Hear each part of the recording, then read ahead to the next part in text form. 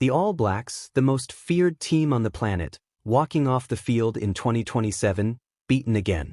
Not by the Springboks, not by France, but by their own collapse. One man down today could start the avalanche tomorrow.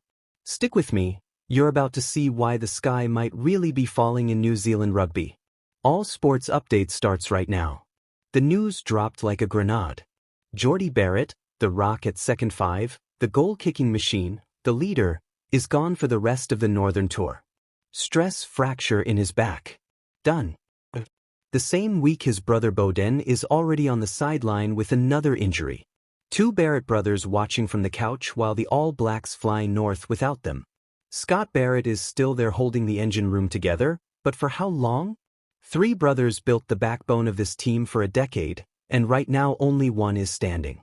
Dynasties don't die with a bang, they die when the family can't show up anymore. And the timing could not be worse. Because while the medical staff are taping up Jordie's back, head coach Scott "Razor" Robertson is writing his Christmas wish list, and it's basically a cry for help. Top of the list? Richie Mo'unga back from Japan. The fly half who walked away after the 2023 World Cup final heartbreak is suddenly the missing piece Razor can't stop talking about. Second name on the wish list?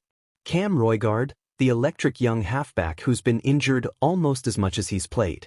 Razor needs his Ferrari to actually leave the garage. Translation: the current playmakers aren't cutting it at the level required to win a World Cup. That's not opinion, that's the coach basically saying it out loud. Let that sink in. 18 months from the 2027 World Cup in Australia and the All Blacks are missing their first-choice second five. Their captain is carrying the locking load alone, the star fly half is earning yen in Tokyo, and the next-gen halfback can't stay on the park. This isn't just bad luck. This is the exact recipe that ended the last cycle in tears at the 2023 final. Depth sounded great on paper when everyone was fit. Now the paper is tearing faster than they can print new names. And the scary part? The rest of the world isn't waiting. Ireland are stacking trophies. France are loading up with freak athletes. South Africa just won back-to-back World Cups while the All Blacks watched from the losing podium twice in a row.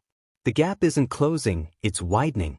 Every week Jordie is out. Every week Roigard is in a moon boot. Every week Richie stays in Japan. The 2027 dream slips further away. Razor can talk about culture and excitement all he wants, but culture doesn't kick penalties from 50 meters and excitement doesn't fix a broken lineout. So here's the real question nobody in New Zealand wants to ask yet. Is this the beginning of the end of All Blacks dominance?